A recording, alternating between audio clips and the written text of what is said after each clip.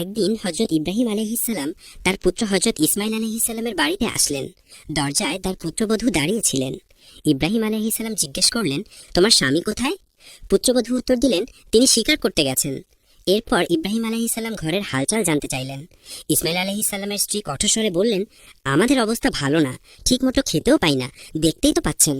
ইব্রাহিম আলাইহিসসালাম কিছু না বলে চলে যেতে লাগলেন এবং শুধু বললেন, তোমার স্বামী ফিরে এলে তাকে বলো তার ঘরের দোরগোড়া বা চৌকাঠ বদলে ফেলতে। ইসমাইল আলাইহিসসালাম শিকার থেকে ফিরে এসে স্ত্রী থেকে ঘটনাটি শুনলেন। তিনি বুঝে গেলেন যে চৌকাঠ পরিবর্তন বলতে তার স্ত্রীকে বোঝানো হয়েছে, অর্থাৎ পরিবারে অশান্তি ও অকৃতজ্ঞতার উৎস দূর করা।